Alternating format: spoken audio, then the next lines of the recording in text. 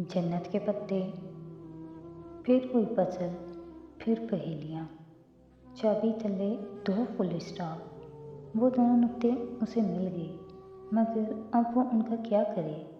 काश वो ये सब उठाकर मेजर अहमद के मुंह पे दे मार सकती। ये चाबी किस शय की थी? किसी कमरे, किसी गाड़ी, किसी घर की। अगर पहाड़ खोदने पे ये मरा हुआ चूहा ही निकलना था तो बेहतर था, वो इसे तोड़ कर ही निकाल लेती। अच्छा मजाक था। उसने खपकी से दराज बंद की तो वो फिर बाहर निकल आई। उसने दोबारा दराज को अंदर धकेला और उसे पकड़े पकड़े स्लाइड ऊपर नीचे की। कोड बार का सहरफी लफ्ज़ बिगड़ गया। बॉक्स फिर से लॉक हो गया। उसने हाथ हटाया तो दराज बाहर नहीं आई। वापस बिस्तर पर लेटे हुए वो बेहद उड़ रही थी। एक चाबी से कोई और पजल बॉक्स खुलेगा, उससे कोई और, उससे कोई और। क्या वो सारी ज़िंदगी मुकफ्फल ताले ही खोलती रहेगी? अच्छा मजाक था। फिर वो जहन से ये सोचे झटक कर पाशा के बारे में सोचने लगी। एक मुतमईन मुस्कुराहट खुद ब खुद उसके लबों पर बिखर गई। बहुत अच्छा किया, उसने काफ़ी उलटकर। वो इसी काबिल था। हकीकत में अपने रूबरू पाशा को देखते हुए उसे तस्वीर से बेहतर लगा था। उसका कद काफ़ी ऊंचा था, 6 फुट से भी ऊपर, और लिबास भी मुनासिब था। आंखों पे बगैर फ्रेम की ग्लासेस लगाए वो ज़रा सी बड़ी शेप। वो रूबरू देखने में बस ऐसा था कि मुकाबिल उसकी इज्जत करे, मगर इससे बढ़कर कुछ नहीं। हैंडसम तो वो उसे कभी नहीं लगा था, ना ही उसकी शख्सियत में कोई सहर था जिसकी बातें बहारें करती थी। वो देखने में बस दरमियाने दर्जे का आदमी लगता था, या शायद इस्तकलाल स्ट्रीट में चहलकदमी करने के लिए उसने खुद को एक आदमी की तरह ड्रेसअप करके कैमोफ्लेज कर रखा था। शायद यही बात हो।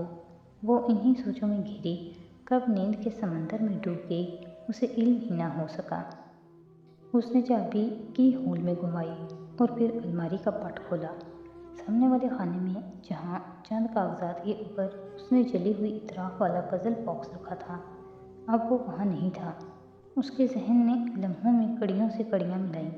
अगले ही पल वो पट बंद करके बाहर आया था।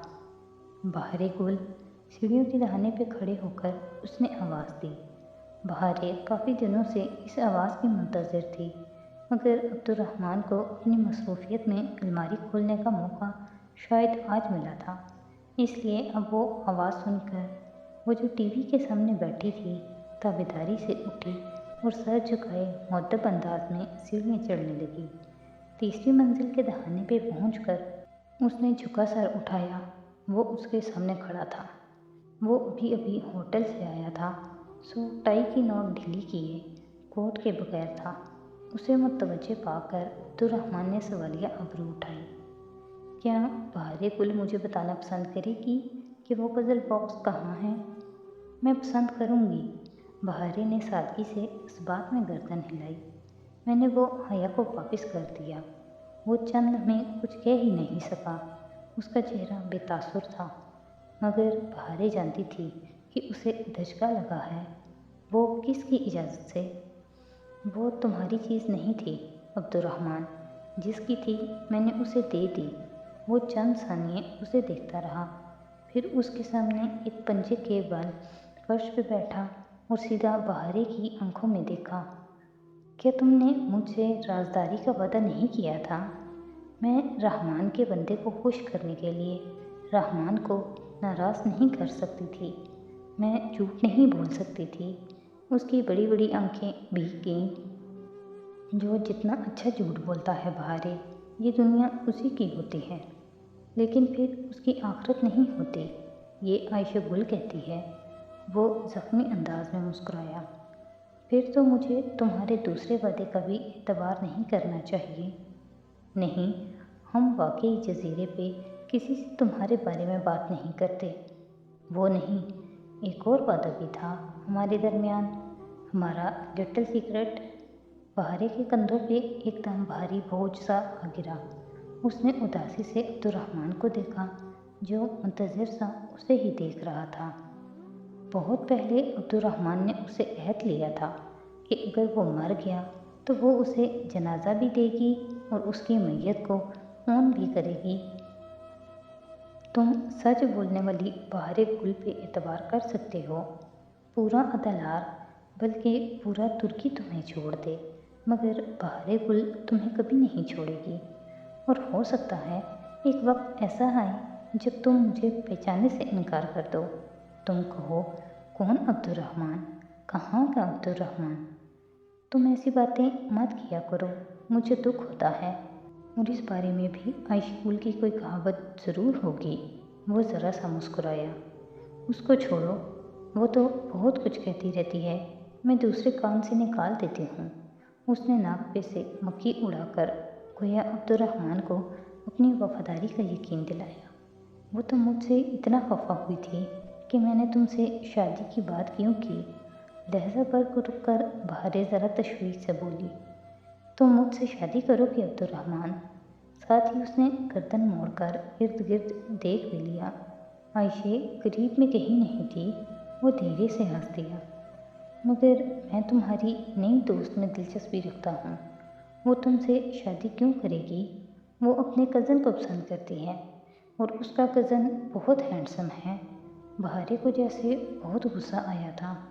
اور تمہاری دوست کو عبد الرحمن جیسا کوئی بدصورت نہیں لگتا ہوگا، ہے نا؟ یہ سچ ہے، اسے تم بالکل پسند نہیں ہو، مگر مجھے تم سے زیادہ کوئی ہینڈسم نہیں لگتا۔ وہ مسکراتے ہوئے اٹھ کھڑا ہوا۔ بہارے نے گردن اٹھا کر اسے دیکھا۔ سنو، وہ حیا کے پزل باکس پہ جو پہیلی کھدی تھی وہ کس نے لکھی تھی؟ وہ جاتے جاتے ذرا چونک کر واپس پلٹا۔ مجھے کیسے علم ہو سکتا ہے؟ میں نے تو ابھی تک اس باکس پر غور ہی نہیں کیا تھا۔ نہیں، دراصل میرے باکس کی پہیلی اور حیا کی پہیلی بالکل ایک سی لکھی تھی۔ تبھی حیا نے مجھ سے پوچھا تھا کہ میری پہیلی کس نے لکھی ہے۔ وہ واقعتاً چونکا تھا۔ اس نے یہ محسوس نہیں کیا وہ یہ بات نظر انداز کیوں کر گیا۔ پھر تم نے کیا کہا؟ بلکہ ٹھہرو، تم نے کہا ہوگا کہ عبد الرحمن کے پاس ہر کام کے لیے بہت سے بندے ہوتے ہیں۔ بہارے کا منہ کھل گیا۔ تمہیں کیسے پتا؟ بہار گل، میں تمہاری سوچ سے بھی زیادہ اچھے طریقے سے تمہیں جانتا ہوں۔ وہ کہہ کر رکا نہیں۔ بہارے نے ازردگی سے اسے جاتے دیکھا۔ وہ اس سے خفا تھا، وہ جانتی تھی، مگر عائشہ کہتی تھی بندہ خفا ہو جائے تو خیر ہے، بس رحمان خفا نہ ہو۔ اف، اس نے سر جھٹکا۔ عائشہ گل کی کہاوتیں۔ آڈیٹوریم اسٹوڈنٹ سے کھچا کھچ بھرا تھا۔ باسکٹ بال کا میچ جاری تھا۔ کورٹ میں لڑکے نارنجی گیند اچھالتے ادھر ادھر بھاگ رہے تھے۔ تماشائیوں کی نگاہیں بھی گیند پر لگی تھیں۔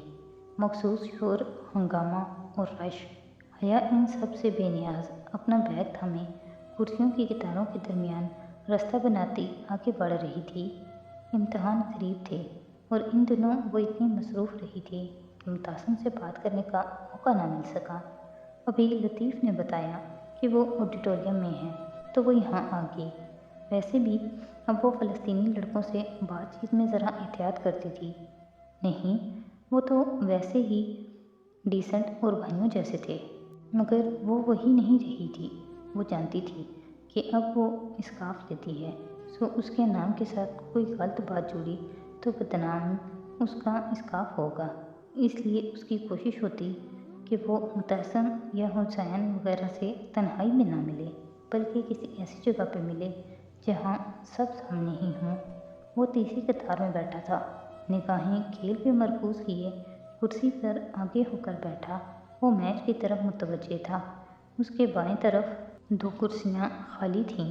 وہ ایک کرسی اپنے اور اس کے درمیان چھوڑ کر بیٹھ گئی اور بیگ سے پزل باکس نکال کر اس کے سامنے کیا۔ وہ چونکا۔ میں نے اسے کھول لیا۔ اس کا کوڈ ٹاکسم تھا۔ کیا تم آگے میری مدد کر سکتے ہو؟ اوہ، سلام۔ ٹھہرو، میں دیکھتا ہوں۔ متعصم نے دراز کھولی اور کاغذ پہ لکھی تحریر پڑھی، پھر اسے پلٹا۔ بار کوڈ تو اشیاء کے پیکٹس پہ لکھا ہوتا ہے، اسے کوئی مشین ہی ڈیٹیکٹ کرتی ہے۔ یہ بار کوڈ بھی مشین کے لیے ہے تاکہ وہ اسے پہچانے۔ मगर किधर? शायद इस सतर से कोई मदद मिल जाए। वो फिर से कागज़ पलटकर सतर पढ़ने लगा। फिर नफ़ी में सर हिलाकर दराज से चाबी उठा ली। बज़ाहिर तो यही लगता है कि ये सतर इस चाबी तले लिखे 2 नुक्तों और इस लफ्ज़ की तरफ इशारा कर रही है, और ये लफ्ज़ किसी ताले की तरफ इशारा कर रहा है। वैसे इमानत कहते किसे हैं? उसने ज़रा उलझन से पूछा। ये इमानत है ना? हमारा वाला अमानत। तुर्क में भी इसको अमानत ही कहते हैं। उसने बेख्तियार गहरी सांस अंदर खींची। एक तो तुर्क और उर्दू की मुमासलत। मुझे ये लगता है हया कि उसने तुम्हारी कोई अमानत कहीं लॉक लगा कर रखी है और उसकी चाबी तुम्हें दे दी है। हो सकता है ये कोई अजीम शान सा महल हो या कोई ब्रांड न्यू गाड़ी। वो अपनी बात पे खुद ही धीरे से हंसा। मुझे ऐसा कुछ नहीं लगता। हो सकता है इसमें कोई नादीदा लिखाई हो और आँच दिखाने से